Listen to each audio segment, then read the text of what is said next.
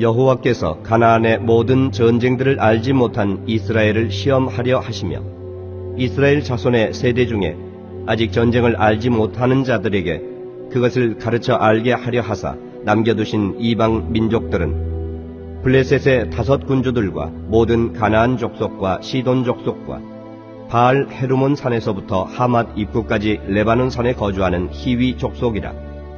남겨두신 이 이방 민족들로 이스라엘을 시험하사 여호와께서 모세를 통하여 그들의 조상들에게 이르신 명령들을 순종하는지 알고자 하셨더라. 그러므로 이스라엘 자손은 가나안 족속과 헷 족속과 아무리 족속과 브리스 족속과 히위 족속과 여부스 족속 가운데에 거주하면서 그들의 딸들을 맞아 아내로 삼으며 자기 딸들을 그들의 아들들에게 주고 또 그들의 신들을 섬겼더라. 시나 소설 또 수필을 쓰는 문인들이 작품을 완성해 놓고도 자기 마음에 차지 않아서 몇 번씩 문장을 옮겨보기도 하고 단어를 바꿔보기도 하고 밀고 당기고 두드린다 해서 퇴고 과정을 아주 철저하게 그렇게 중요시 여기는 문인들이 있다고 합니다. 장인들도 마찬가지입니다. 자기가 만든 빚어낸 예술품들이 정말 자기 마음에 맞을 만큼 완벽하게 되어 있는지 두드려보고 또 두드려보고 남들이 볼 때는 전혀 손색이 없어도 마음에 들지 않으면 아까워하지 않고 깨든지 버리고 또 새로운 작업에 참여한다고 합니다.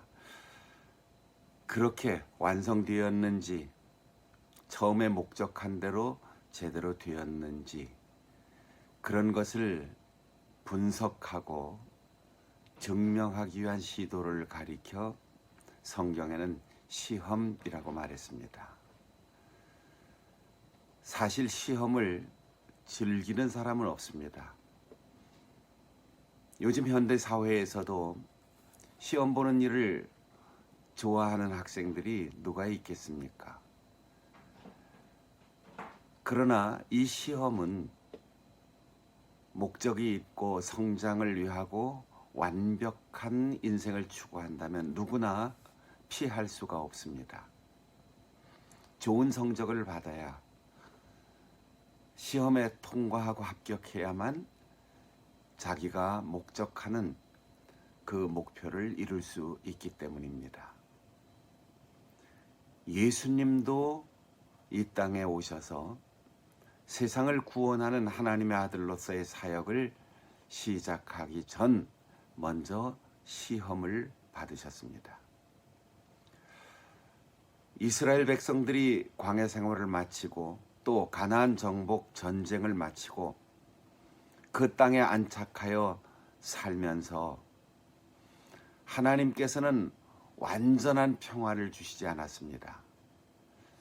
원래 그 땅에 살고 있었던 가나안 부족 국가들 중에 남서부의 해안 지역에 아주 강력한 군주 국가들을 5개나 남겨놓고 또 그 지역의 원주민들 집단들을 그대로 남겨두었습니다.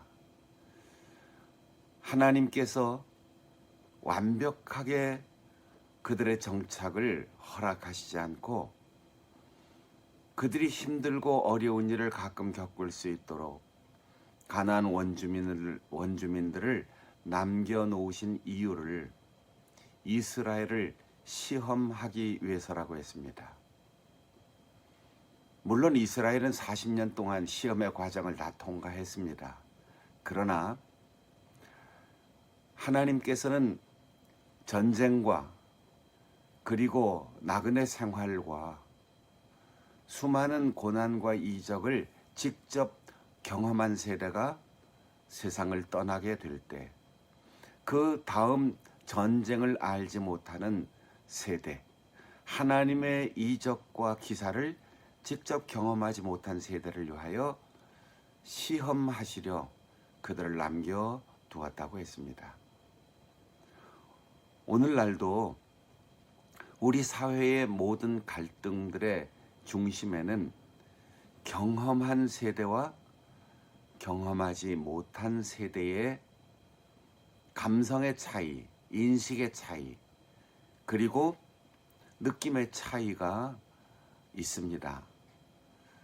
전쟁을 겪어본 세대, 또 가난을 겪어본 세대, 그들과 그것을 겪어보지 못한 다음 세대 자녀들과 서로 감성과 느낌이 달라요. 너희들은 안 겪어봐서 몰라. 아이고, 그 얘기 수없이 들었습니다. 그게 뭐 대단해요. 이렇게 자녀들은 대답하는 거죠. 우스갯소리로 그땐 가난해서 밥도 못 먹었다. 그러면 밥 없으면 라면 끓여서 먹지 그랬어요. 이건 대화가 되지 않습니다. 지금도 6.25 전쟁을 겪어본 세대와 그렇지 않은 세대, 또 보릿고개를 겪어본 세대와 그렇지 않은 세대, 가난 속에서 세계 선진국을 건설하기 위해서 온 생애를 다 바친, 그래서 베트남 파병을 경험하고 독일 광부나 간호사 파견 근무를 겪어보고 중동 열사의 사막에서 목숨 걸고 일해본 세대와 그 아버지 세대의 모든 고생의 열매를 누리고 있는 자녀들과 대화가 단절될 때가 있습니다. 그래서 가끔 6.25 전쟁을 기억할 때 주먹밥이나 또 수제비나 꿀꿀이지국 같은 것을 먹는 그런 체험 프로그램도 있지만 직접 겪은 것과 간접적으로 비슷하게 겪는 것과 어떻게 비교할 수 있겠습니까? 하나님께서는 고난을, 문제를, 힘든 일을 남겨두셨습니다. 그것은 현재 이스라엘 사람들의 고난을 더하기 위해서가 아니라 남겨둘 세대를 위해서입니다. 오늘 우리의 생명은 끝나지 않고, 오늘 우리의 인생은 나로 끝나지 않고 우리의 다음 세대로 계승되어야 하기 때문에 하나님은 다음 세대를 위한 고난과 그들 몫의 성장 과정을 남겨두십니다. 우리의 인생도 돌아보면 우리가 겪었던 정말 살떨리는 아픔, 그 환경, 또 생각하기조차도 싫은 나를 괴롭히고 상처 주었던 사람, 또 죽을 것만 같았던 질병, 인생이 끝났다고 생각하는 실패, 이 모든 것을 겪고 나서 우리의 자녀들이 고생 없이 살아가는 것을 보면서 그것도 은혜였구나, 그런 생각이 들 때가 있습니다.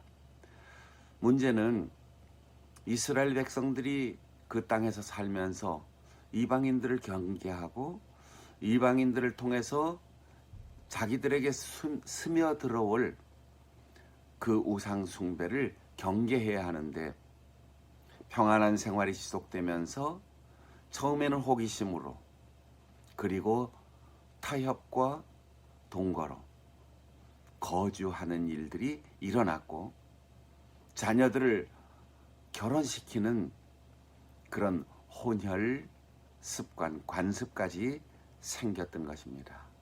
그러다 보니 결국 그들이 섬기는 신까지도 수입하는 불행한 결과를 가져왔습니다. 사랑하는 성도 여러분, 우리는 시인의 고백처럼 악인의 꾀를 따라가지 아니하고 오만한 자들의 자리에 함께 앉지 않고 우리가 걸어가는 길에서 조금도 타협 없이 올바른 길을 걸어가야 합니다. 죄인의 길에 서지 않고 오만한 자의 자리에 앉지 않고 하나님을 배신하는 사람들과 길을 함께 가지 않는 올곧은 신앙은 결코 타협할 수 없습니다. 하나님께서는 다음 세대를 위하여 남겨놓은 그 고난을 통하여 또 다음 세대를 교훈하실 것입니다. 우리는 완벽한 것을 자손들에게 물려줄 수 없습니다. 내가 겪은 경험을 그대로 느끼라고 강요할 수 없습니다. 그래서 우리의 자녀들도 우리의 다음 세대들도 나와 똑같은 고난과 비슷한 어려움을 겪겠지만 나처럼 하나님을 바라보고 믿음으로 그것을 잘 극복하고 마침내 하나님의 뜻대로 살아갈 수 있기를 그렇게 기도해야 할 것입니다. 시험을 당할 때 낙심하지 않고